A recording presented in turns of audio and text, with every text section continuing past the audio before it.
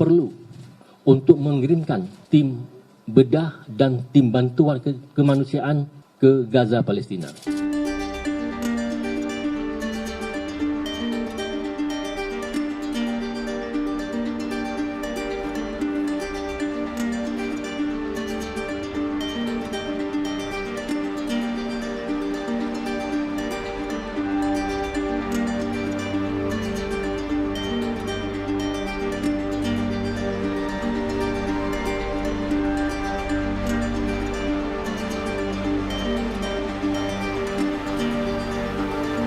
Bismillahirrahmanirrahim.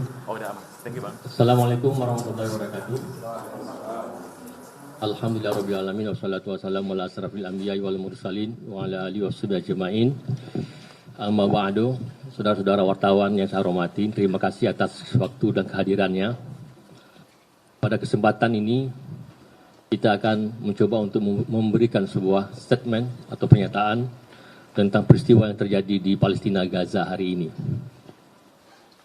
Mungkin sama-sama sudah kita ketahui bahwa terjadi pertempuran antara pihak Palestina dan hal ini Gaza, Hamas dengan Israel yang banyak menimbulkan korban sipil. Dan kita juga melihat bahwa Israel melakukan serangan-serangan brutal terhadap sasaran-sasaran sipil yang ada di Gaza dengan alasan markas Hamas, dengan alasan bengkel pembuatan senjata, dengan alasan tempat persembunyian Hamas dan sebagainya. Tapi itu semua adalah upaya-upaya yang sistematis yang dilakukan oleh Israel untuk melumpuhkan, untuk menghancurkan kemanusiaan yang ada di Gaza, Palestina. Nah, oleh sebab itu, rumah sakit kita di Indonesia itu menerima bergelombang korban-korban akibat serangan Israel. Dan pada hari ini, Rumah Sakit Indonesia di Gaza mengalami kesulitan untuk melakukan pengobatan, melakukan tindakan-tindakan operasi. Oleh sebab itu, apa yang terjadi saudara-saudara sekalian di Gaza? Bahwa obat-obat bius, obat-obat yang menyangkut tentang bedah, alat-alat atau instrumen bedah, semakin lama semakin menipis karena jumlah korban yang begitu luar biasa. Kemudian ditambah dengan dokter yang kelelahan dengan jumlah yang sedikit, kelelahan sehingga menimbulkan hal yang tidak baik bagi penanganan korban dan bagi dokter tersebut. Nah, memandang hal itu, maka Mercy memandang perlu untuk, sekali lagi, memandang perlu untuk mengirimkan tim bedah dan tim bantuan kemanusiaan ke Gaza, Palestina. Oleh sebab itu, dalam waktu yang sangat singkat, kami akan berkoordinasi dengan pihak Kementerian Luar Negeri dan pihak KBRI di Kairo untuk bisa memfasilitasi tim medis dan tim bantuan kemanusiaan ke Gaza. Dan tim ini akan dipimpin oleh orang yang sangat pengalaman, yang sering ke Gaza, yaitu Insinyur Farid Talib. Beliau ada di sebelah kiri saya. Karena program ini bukan hanya memberi bantuan kemanusiaan, tapi juga mempersiapkan untuk pembangunan poli spesialis yang ada di samping Rumah Sakit Indonesia di Gaza. Ini satu hal. Oleh sebab itu, kami minta kepada Kementerian Luar Negeri dan pemerintah agar bisa membantu memfasilitasi tim ini untuk sesegera mungkin bisa masuk ke Gaza. Dan yang kedua, tadi kami berusaha berkomunikasi dengan pihak Kementerian Luar Negeri dengan Direktur Perlindungan Warga Negara Indonesia, dan pihak Kemlu meminta agar semua warga negara yang ada di Gaza untuk bisa keluar, mengingat kondisi semakin kritikal, semakin berbahaya. Maka dalam hal ini, Mercy menegaskan bahwa relawan kita tetap stay di Gaza.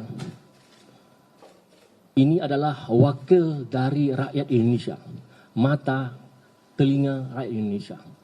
Dan rakyat Indonesia ingin mengetahui secara persis persoalan-persoalan keadaan kondisi yang ada di Gaza. Maka kami memutuskan pimpinan Mercy untuk minta kepada relawan kita agar stay di Gaza untuk bisa membantu korban-korban yang terjadi di Gaza. Dengan catatan mereka mesti mampu untuk menjaga diri mereka dan tidak melakukan hal-hal yang bisa mencelakakan diri mereka.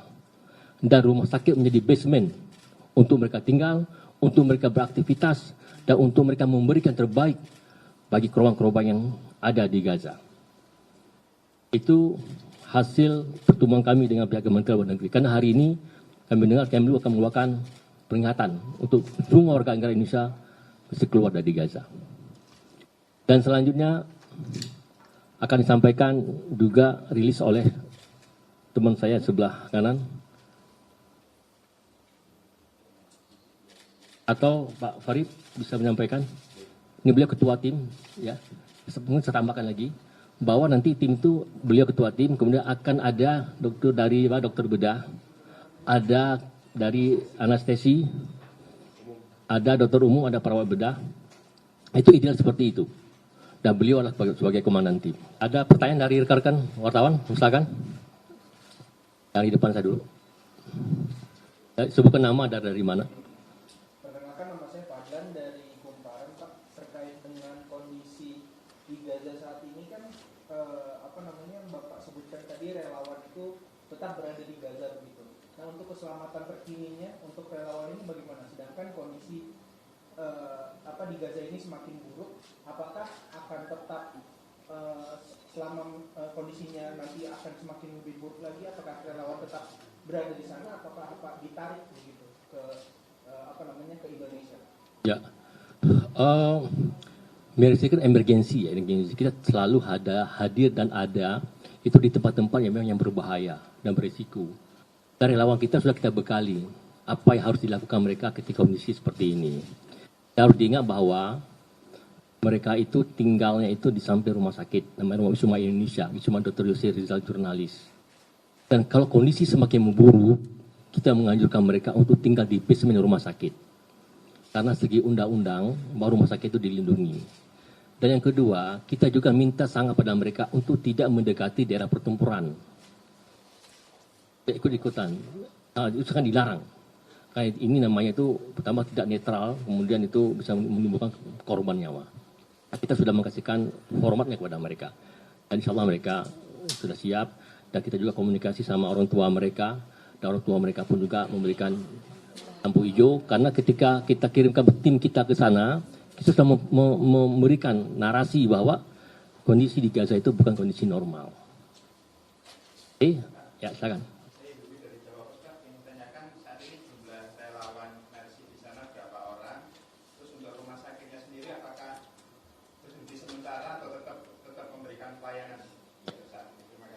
Itu ada 3 orang relawan kita, 3 orang. Kemudian rumah sakit masih berjalan seperti biasa. Dan sangat bermanfaat bagi korban-korban di sana. Dan rumah sakit itu jarak 3 kilo dari perbatasan. Jadi korban-korban langsung dievakuasi ke rumah sakit kita itu. Jadi nama Indonesia sangat dikenang. Karena dibawa korban dibawa ke rumah sakit mana? Ke rumah sakit Indonesia. Nah, ini satu hal yang sangat positif.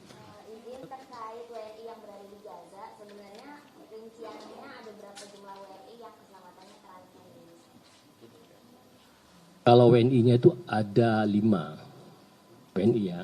Tapi kalau anak-anak WNI, ada anak-anak itu lain lagi ya. Itu ada Onim, ada Hussein, ada Farid, ada Reza, ada Fikri, 5. 3 relawan Mercy, 2 ex relawan Mercy. Itu 10 kan ada anak-anaknya. Oke, lain? WNI yang asli ya dari sini ya, itu ada 5. Itu anak ada 2 kan keluarga nih, punya anak-anak. Nah, itu dianggap juga mungkin. Tapi kalau langsung dari sini cuma 5 orang. Enggak semua, termasuk itu kan ini namanya relawan Indonesia. Tapi ada Mercy 3, ex Mercy ada 2. Itu Onim sama Usin. Oke. Ya, Pak, Fatia dari VOA. Pak, tadi kan kalau kita melihat situasi yang terakhir ini kan Israel menutup semua jalur-jalur yang untuk masuk ke Gaza. Nah, walaupun tadi Pak Farid bilang dalam waktu dekat ini mungkin tidak, tapi apakah ada strategi yang dipersiapkan Pak untuk bisa masuk? Apakah lewat terowongan yang di Mesir itu atau bagaimana Pak? Ya, memang sulit, tapi masih mungkin. Tadi kita ngomong panjang lebar sama pihak Kemlu bahwa Kemlu untuk memfasilitasi kita lah untuk bisa ke sana. Insya Allah bisa. Itu ada pendekatan personal nanti antara pihak Kemlu sama Kemlunya Mesir. Memang kalau normalnya ya susah. Tapi kita tetap resmi, nggak bawa kolong, nggak bawa atau enggak gitu ya. Kita resmi kita ini. Oke. Pak, terakhir saya Heru Pak dari Radio El Sinta. Itu terakhir kali Mercy komunikasi dengan Kemlu kapan Pak? Izin. Oh, sama Kemlu kita sering komunikasi. Tadi barusan tadi jam Untuk saat ini. tadi barusan tadi jam 8 pagi tadi ya, sebelum kita konferensi pers.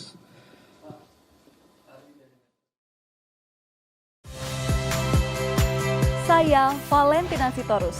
Saksikan program-program Kompas TV melalui siaran digital, pay TV, dan media streaming lainnya. Kompas TV, independen, terpercaya.